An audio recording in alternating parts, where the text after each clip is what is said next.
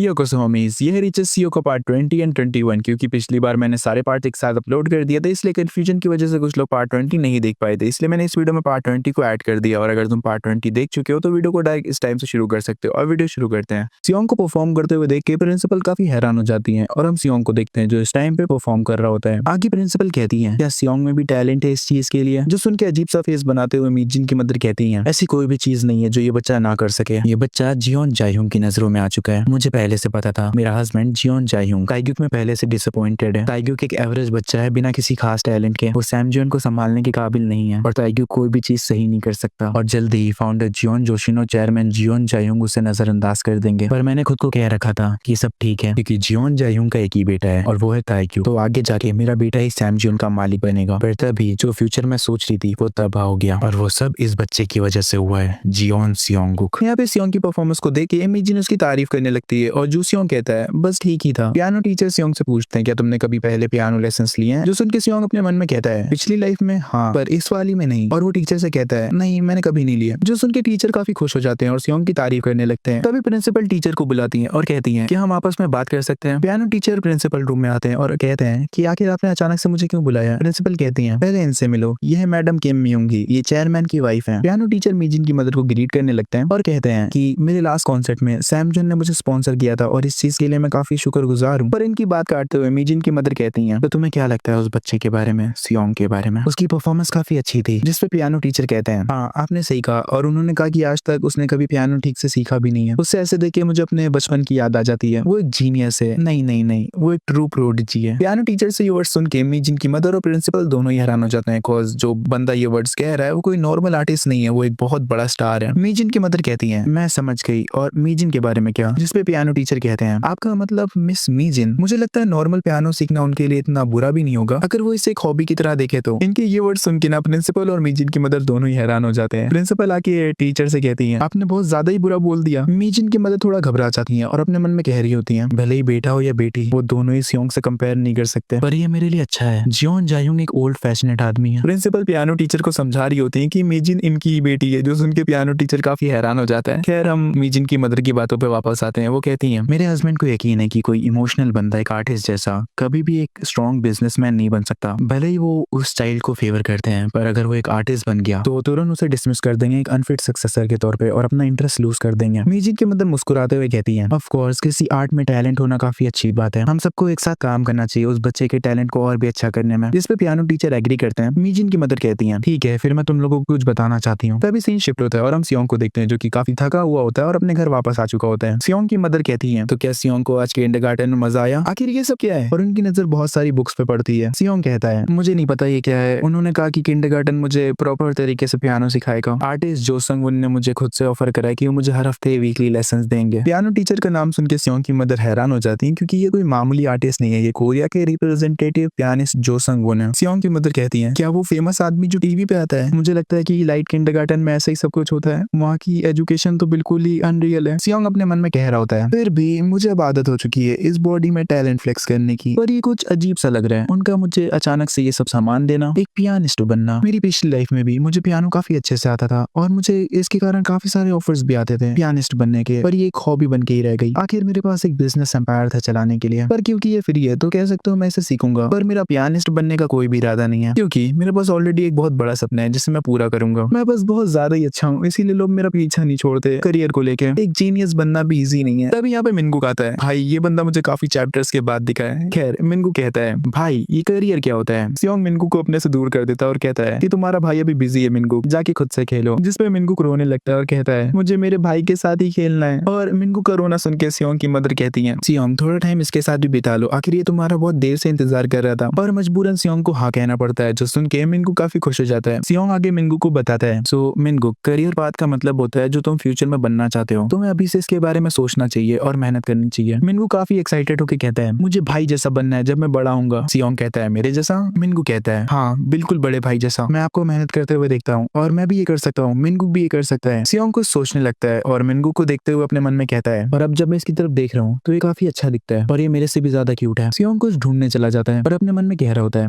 वो commercial script का है जो मैनेजर ने मुझे दी थी, और सियोंग को वो शूटिंग की स्क्रिप्ट मिल जाती है जो वो ढूंढ रहा था। और वो एक ईविल स्माइल के साथ मिनगुक से कहता है मिनगुक क्या हम स्क्रिप्ट रीडिंग खेले? चैप्टर चैप्टर की शुरुआत में सियोंग की आवाज आ रही होती है जो कहता है मैं घर आ गया, जिसपे सियोंग की मदर कहती हैं क्या तुम्हें किंडरगार्टन में मजा आया। तभी वो देखती हैं कि सियोंग मिनगुक से बातें कर रहा है। सियोंग की मदर कहती हैं पिछले कुछ दिनों से तुम मिनगुक का काफी अच्छे से ध्यान रख रहे हो सियोंग। सियोंग कहता है हाँ, क्योंकि मुझे पता चल चुका है मिनगुक को अच्छे से पालना वर्थ इट है। जिसपे सियोंग की मदर कहती है पालना। सियोंग अपने मन में कह रहा होता है बस थोड़ा इंतजार करिए मॉम, बस थोड़ी सी और ट्रेनिंग और मैं मिनगुक से अच्छे पैसे कमाऊंगा। भाई तो अपने भाई को बेचने वाला है क्या। सियोंग मिनगुक से कहता है तो कैसा रहेगा अगर हम आज एक्टिंग की प्रैक्टिस करें तो। जिसपे मिनगुक कहता है हाँ चलो। तभी सियोंग की मदर गेट पे जाते हुए कह रही होती है आप आ गए। और हम देखते सेक्रेटरी यांग को जो कि सियोंग के घर आए होते हैं। सेक्रेटरी यांग कहते हैं क्या मैं थोड़ी जल्दी आ गया। जिसपे सियोंग की मदर कहती है बिल्कुल भी नहीं, मैं बच्चों को अभी तैयार करती हूँ। सियोंग की मदर सियोंग से कहती है सियोंग आज हम डैड के रेस्टोरेंट में डिनर करेंगे सेक्रेटरी यांग के साथ, तो हमें चलना चाहिए। फिर हम कार का सीन देखते हैं, सब लोग कार में होते हैं और मिनगुक काफी खुश होता है लाइक बाहर का नजारा देख के। सियोंग की मदर कहती है मिनगुक थोड़ा संभल के। सियोंग इन लोग की ये सब हरकतें देख रहा होता है। तभी सियोंग का ध्यान गाड़ी में जो म्यूजिक बज रहा होता है उस पे जाता है। वो सेक्रेटरी यांग से कहता है ये म्यूजिक तो चोपिन्स रैंड ड्रॉप है ना। सेक्रेटरी यांग कहते हैं ओह तो तुमने इसे पहचान लिया, ये काफी अच्छा है। सियोंग कहता है क्या आपको क्लासिकल म्यूजिक पसंद है। जिस पर सेक्रेटरी यांग कहते हैं मुझे नहीं, बट मैंने सुना था कि सियोंग को पियानो पसंद है, मैंने इसीलिए बजा दिया। फिर सेक्रेटरी यांग सियोंग से पूछते हैं जो रूमर्स उड़ रहे हैं कि तुम पियानिस्ट बनना चाहते हो क्या वो सच है। सेक्रेटरी यांग को ये बोलते हुए देख सियोंग अपने मन में सोचने लगता है ये क्या है, आखिर सेक्रेटरी यांग इस बारे में क्यूरियस क्यों है, अचानक से पियानो कहाँ से आ गया। जैसा मैंने सोचा था इसके पीछे कुछ तो है। सियोंग कहता है नहीं मुझे नहीं बनना पियानिस्ट, पर पता नहीं किसी रीजन की वजह से टीचर मुझे बार बार पियानिस्ट बनने को कह रहे हैं, मैं तो बिजनेसमैन बनूंगा। जिस पर सेक्रेटरी यांग कहते हैं सच में। सियोंग अपने मन में कहता है अब इन्हें शांति मिली होगी ये सुन के। फिर हम सियोंग के डैड का रेस्टोरेंट देखते हैं जहाँ पे वो काफी सारी डिशेस लेके आते हैं अपनी फैमिली के लिए, जिन्हें देख के सियोंग अपने मन में कहता है ये तो काफी अच्छा है, डैड की कुकिंग तो पहले से भी काफी अच्छी हो चुकी है। और खाने पे टूट पड़ता है। सेक्रेटरी यांग कहते हैं ये सच में काफी डिलीशियस है। सियोंग के डैड कहते हैं मुझे ये सुन के अच्छा लगा। सेक्रेटरी यांग कहते हैं जल्दी में ये सब तैयार करने के लिए आपका शुक्रिया। जिसपे सियोंग के डैड कहते हैं सेक्रेटरी यांग आपका यहाँ हमेशा स्वागत है और मैं उस चीज के बारे में क्यूरियस हूँ जब आपने कहा था कि आपको कोई इंपॉर्टेंट बात करनी है। तभी अचानक से सेक्रेटरी यांग थोड़े सीरियस हो जाते हैं और कहते हैं ये सियोंग के बारे में। जिसपे सियोंग अपने मन में कह रहा होता है मेरे बारे में। तभी सेक्रेटरी यांग कहते हैं हम चाहते हैं कि सियोंग अमेरिका जाके अपनी पढ़ाई कंटिन्यू करे। और ये सुन के सियोंग के दोनों पेरेंट्स हैरान हो जाते हैं लाइक शॉक हो जाते हैं। अचानक से कहते हैं अमेरिका। सेक्रेटरी यांग कहते हैं चेयरमैन के बच्चे जल्दी ही वहाँ जाने वाले हैं, तो हमने सोचा ये अच्छा होगा अगर सियोंग भी उनके साथ जाए। तो सियोंग जैसा टैलेंटेड बच्चा एक बड़ा स्टेज डिजर्व करता है, आपको नहीं लगता। सियोंग के डैड पूछते हैं और ये पढ़ाई कब तक चलेगी। जिसपे सेक्रेटरी यांग कहते हैं 1 साल तो गिफ्टेड एजुकेशन प्रोग्राम में लग जाएगा, उसके बाद एंट्री होगी यूएस के प्राइवेट स्कूल में, तो मान के चलिए 2 से 3 साल। जो सुन के सियोंग के पेरेंट्स और हैरान हो जाते हैं। सियोंग की मदर कहती है पर ये बहुत ज्यादा है, सियोंग अभी सिर्फ 5 साल का है। पर सियोंग की मदर की बात को काटते हुए मिनगुक चिल्लाते हुए कहता है आखिर भाई कहाँ जा रहा है। जिसपे सेक्रेटरी यांग कहते हैं वेल एक अच्छी जगह पढ़ाई करने के लिए। मिनगुक रोने लगा और कहता है नहीं नहीं भाई बिल्कुल नहीं जाएगा, भाई मिनगुक के साथ रहेगा और जिद करना स्टार्ट कर देता है। तभी सियोंग कहता है मिनगुक चुप हो जाओ, मैं कहीं नहीं जाने वाला। जो सुन के सेक्रेटरी यांग हैरान हो जाते हैं और कहते हैं सियोंग। पर सियोंग अपने मन में सोच रहा होता है ये कैसी बकवास है, पढ़ाई करने के लिए अब्रॉड जाना, मैं अपनी पिछली जिंदगी में ऑलरेडी बहुत पढ़ चुका हूँ और अगर मैंने सैम जॉन को और सपोर्ट एक्सेप्ट करा तो मैं सैम जॉन की परछाई से नहीं निकल पाऊंगा फ्यूचर में और मेरे लिए सबसे जरूरी है। तभी सियोंग कहता है अभी मुझे बहुत कुछ करना है कोरिया में। सेक्रेटरी यांग हैरान होते हैं और कहते हैं कोरिया में। सियोंग अपने मन में कह रहा होता है क्योंकि किसी और को नहीं पता पर जल्दी आने वाले 2 सालों में IMF क्राइसिस होने वाला है। देखो यहाँ पे IMF क्राइसिस रेफर कर रहा है एशियन की फाइनेंशियल क्राइसिस को, जो कि 1997 से लेके 1998 तक चली थी कुछ एशियन कंट्रीज में जैसे साउथ कोरिया, थाईलैंड और इंडोनेशिया। इन कंट्रीज ने कुछ फाइनेंशियल कोलैप्स फेस करे थे।